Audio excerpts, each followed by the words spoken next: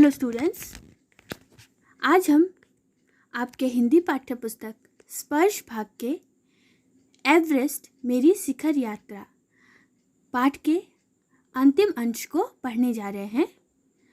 पिछली कक्षा तक हमने पढ़ा है कि अनेक कठिनाइयों का सामना करते हुए आखिर वह दिन आ ही जाता है जब बचेंद्री पाल एवरेस्ट की चोटी तक पहुंच जाती है और बन जाती है एवरेस्ट पर चढ़ाई करने वाली प्रथम भारतीय महिला।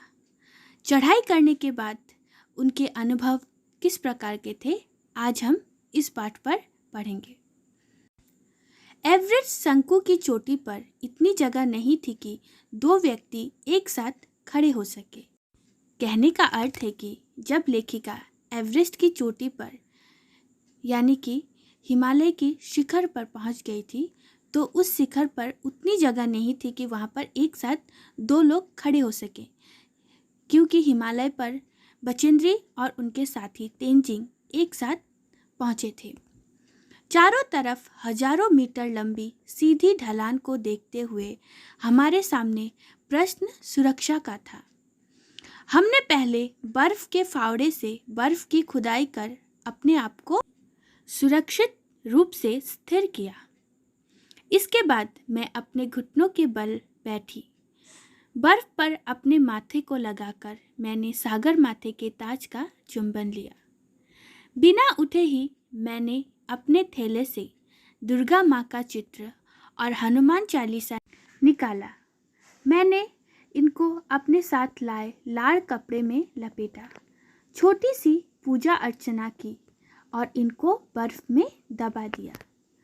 आनंद के इस क्षण में मुझे अपने माता पिता का ध्यान आया, यानी कि जब वो एवरेस्ट की चोटी पर थी तो उन्हें अपने माता पिता का स्मरण आया, क्योंकि उनके वजह से ही आज वो इस शिखर पर पहुंच पाई थी।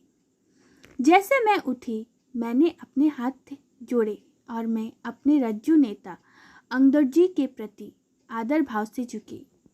अंगदोर्जी जिन्होंने मुझे प्रोत्साहित किया और मुझे लक्ष्य तक पहुंचाया। मैंने उन्हें बिना ऑक्सीजन के एवरेस्ट की दूसरी चढ़ाई चढ़ने पर बधाई दी, यानी कि तेंजिंग का यह द्वितीय चढ़ाव था जब वे बिना ऑक्सीजन के एवरेस्ट पर चढ़े थे। उन्होंने मुझे गले से लगाया और मेरे कानों में फुसफुसाया, दीदी तुमने अच्छी चढ़ाई की, मैं बहुत प्रसन्न हूँ। कुछ देर बाद सोनम पुलजर पहुँचे और उन्होंने फ़ोटो लेना शुरू कर दिए। इस समय तक लाहाटू ने हमारे नेता को एवरेस्ट पर हम चारों के होने की सूचना दे दी थी। कैंप में यह सूचना मिलते ही वहाँ के नेता और उपनेता बहुत खुश हुए थे।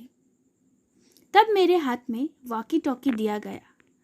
कर्नल खुल्लर हमारी सफलता से बहुत प्रसन्न थे। मुझे बधाई देते हुए उन्होंने कहा, मैं तुम्हारी इस अनूठी उपलब्धि के लिए तुम्हें और तुम्हारे माता पिता को बधाई देना चाहूँगा। वे बोले कि देश को तुम पर गर्व है और अब तुम ऐसे संसार में वापस जाओगी जो तुम्हारे अपने पीछे छोड़े हुए संसार से एकदम भिन्न होगा।